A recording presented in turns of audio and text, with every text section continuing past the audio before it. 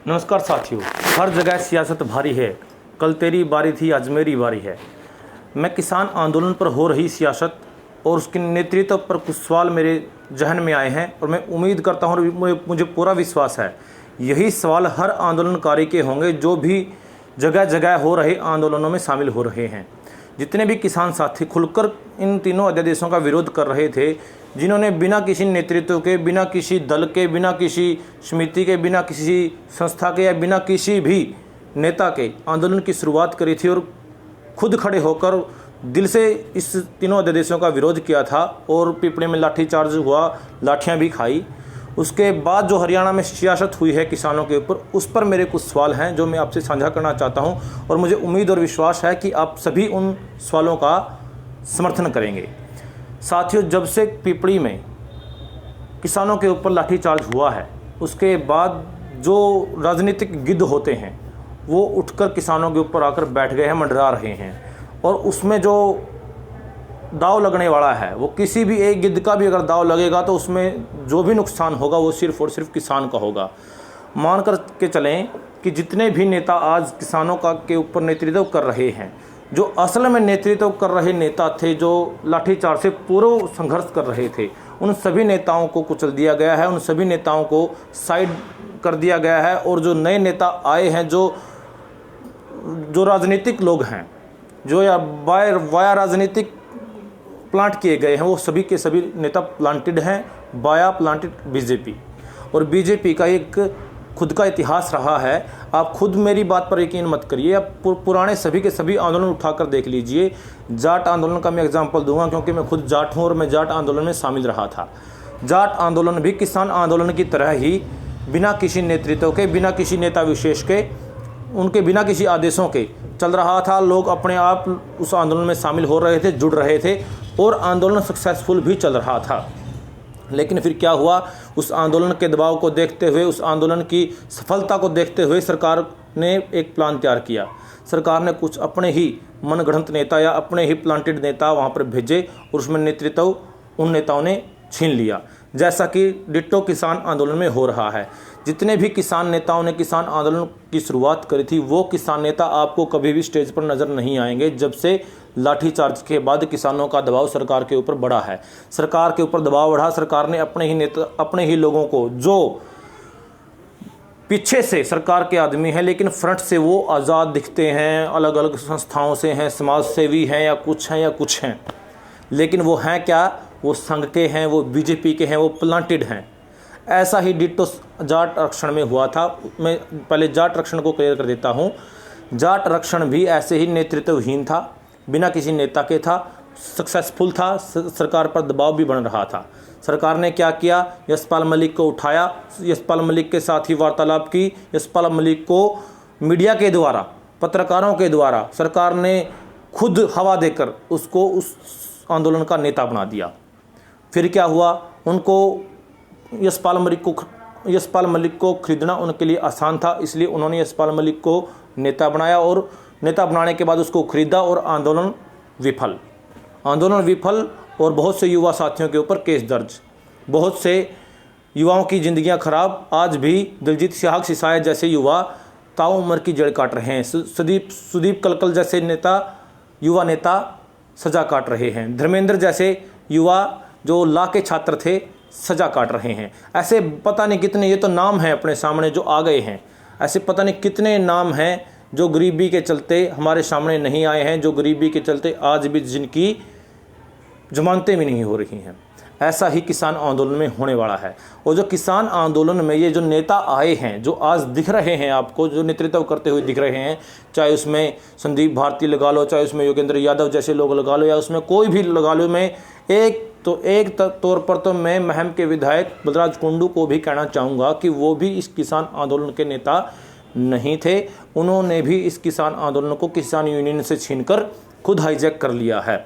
मैं ये नहीं कहता कि भाई किसान आंदोलन में वो शामिल नहीं है या वो किसानों का समर्थन नहीं कर रहे हैं, करना भी चाहिए और वो कर भी रहे हैं। उनका धर्म भी बनता है, उनका कर्तव्य भी बनता है, क्योंकि वो खुद भी किसान हैं और वो कर भी रहे हैं, ये काबिल तारीफ भी है।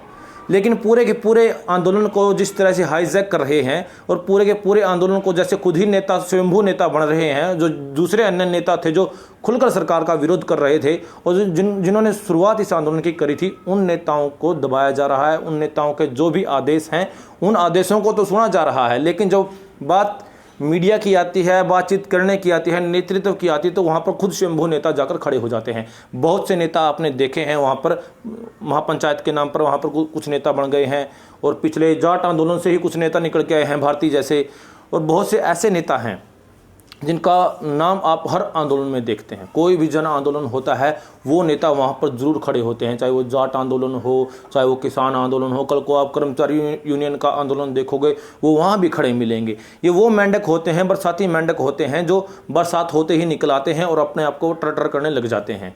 मैं इस बात पर इतना ही कहना चाहूँगा किसानों से कि इन बरसाती मेंढकों से बचकर रहें। ये बरसाती मेंढक आपके आंदोलन को बेचने के लिए ही आए हैं। ये 100% आपके आंदोलन को बेचेंगे, बशर्ते तब तक तड़का लगा रहे हैं। पूरा तड़का लगने के बाद जब पूरा आंदोलन फ्राई हो जाएगा तब इसकी कीमत लगाई जाएगी और इसको बेच दिया जाएगा। मैं बिल्कुल श्योर हूँ। जाट आंदोलन को आप देखो, यशपाल मलिक ने ऐसे ही तड़का लगने तक वेट की। जब तक पूरा आंदोलन पूरा ज़बरदस्त नहीं हुआ और पूरा सरकार के ऊपर दबाव नहीं बढ़ा, तब तक वो आंदोलन के नेतृत्व करता रहे। तब तक उन्होंने युवाओं के साथ नारे लगाए, तब तक उन्होंने जाट जिंदाबाद किया। जब बात आई भाई दबाव सरकार पर ज़्यादा बढ़ गया है, सरकार गिरने वाली है, सरकार हिलने वाली है, तो उन्होंने जाकर बातचीत के नाम पर जाकर दिल्ली में मत्था टेक दिया और अमित शाह के साथ जाकर मिल गए। उसके बाद क्या हुआ, जो लोकल नेता थे जाट आंदोलन के, वो पिस गए, उनके ऊपर केस दर्ज हो गए, उनकी ज़िंदगियां खराब हो गई। ऐसा ही किसान आंदोलन में होने वाला है। ये जो स्वयंभू नेता आए हैं, जो बरसाती मेंढक हैं, जो आज आए हैं, जो कल चले जाएंगे और हर किसी आंदोलन में आपको देखने को मिलेंगे, इनसे बचकर रहें। ये लोग सिर्फ और सिर्फ आपके आंदोलन को बेचने ही आए हैं। इनका इतिहास उठाकर देख लीजिए। ये बातचीत के नाम पर सरकार से जाकर मिल जाते हैं, वहाँ से पैसे ऐंठते हैं और अपने घर जाकर बैठ जाते हैं। बाद में कहते हैं हमने किसानों के लिए किया, हमने जाटों के लिए किया, हमने कर्मचारियों के लिए ये किया, हमने उस समुदाय के लिए किया। मैं अपील करता हूं सभी से, इन स्वयंभू नेताओं से बचकर रहें। जो असल में नेतृत्व करता थे, किसान थे, जो आम किसान थे, उनके नेतृत्व में ही चलें। जो पंचायती लोग थे उनके नेतृत्व में चलें। जो ये नेता लोग आपके बीच में आए हैं, ये 100% बिकेंगे, पूरा विश्वास है मुझे। और मैं उदाहरण भी आपको दे चुका हूँ और आप खुद समझदार हैं, आप खुद हरियाणा वासी हैं, आपको खुद पता है। दूसरा पॉइंट मैं एक और क्लियर कर देता हूँ, जो मुझे बिल्कुल श्योर हूँ जिस पर मैं, बड़ौदा में उपचुनाव है। बड़ौदा उपचुनाव को देखते हुए, किसानों के विरोध को देखते हुए, सरकार की हो रही किरकिरी को देखते हुए सरकार ने एक प्लान तैयार किया है। उस प्लान में, उस खाके में बैठते हुए जो भी लोग फिट बैठ रहे थे इस किसान आंदोलन को कमज़ोर करने के लिए, उन सभी नेताओं को एक सलीके से इस किसान आंदोलन में शामिल करवाया गया। उनको किसी अनशन पर बैठाया गया, उनको किसी न किसी गिरफ्तारियों के तहत किसानों को ये दिखाया गया कि ये आपके नेता हैं। उनको किसी लाठीचार्ज के तहत या छोटे मोटे छुटपुट घटनाओं के तहत उनको ये दिखा दिया गया कि भाई ये किसान नेता हैं, ये आपके नेता हैं और ये किसान हैं। लेकिन वो सच में किसान नहीं हैं।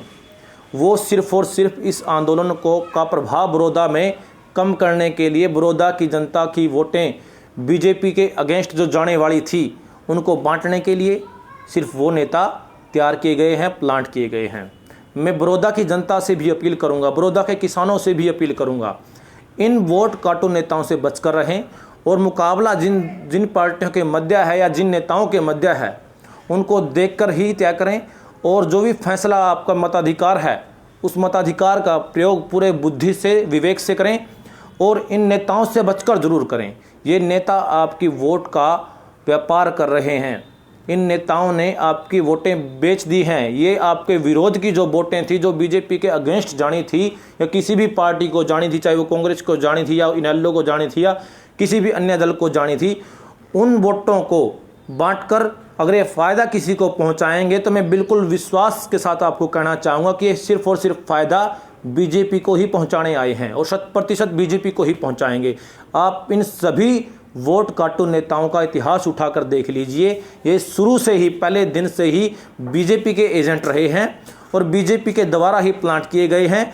अंदर खाते बाहर खाते ये कहते हैं कि हम बीजेपी का विरोध करते हैं, ऐसे करते हैं, वैसे करते हैं, लेकिन जब भी बीजेपी को इनकी ज़रूरत पड़ती है बीजेपी इनका प्रयोग करती है। बीजेपी को अब इनकी ज़रूरत थी। बड़ौदा का उपचुनाव था, अगर बीजेपी बड़ौदा उपचुनाव हार जाती है तो सरकार जाना तय है, सरकार जाएगी, सरकार गिरेगी। बहुत से विधायकों के अंदर भी अंतर्विरोध है, लेकिन वो सिर्फ और सिर्फ बड़ौदा के उपचुनाव के परिणामों तक ही वेट कर रहे हैं। बड़ौदा के उपचुनाव का परिणाम आएगा, बीजेपी हारेगी और ये सरकार जाएगी। और जो ये नेता आंदोलन में आंदोलनकर्ता बन रहे हैं या नेतृत्वकर्ता बन रहे हैं, इनका मतलब और इनका मोटिव सिर्फ इतना ही है कि किसी भी हालात से, किसी भी रास्ते से बीजेपी की विरोधी वोट बैंक को बांटकर बीजेपी को फ़ायदा पहुंचाया जाए, खट्टर से पैसे लिए जाएं, सासी शाबाशी ली जाए, और सिर्फ इतना ही इनका मोटिव है। आपके आंदोलन को ये बेचने आए हैं। पिछले इतिहास इनके उठाकर देख लो, भारती का इतिहास आप उठाकर देख लो, कुंडू का इतिहास आप उठाकर देख लो, किसी भी अन्य नेता का इतिहास आप उठाकर देख लो। ये इस आंदोलन के शुरुआती नेता नहीं थे, और जो शुरुआती नेता नहीं होते वो सिर्फ और सिर्फ प्लांटेड नेता होते हैं। किसी भी आंदोलन का इतिहास आप उठाकर देख लीजिए। इनसे बच के रहें, इनसे सतर्क रहें। धन्यवाद साथियों।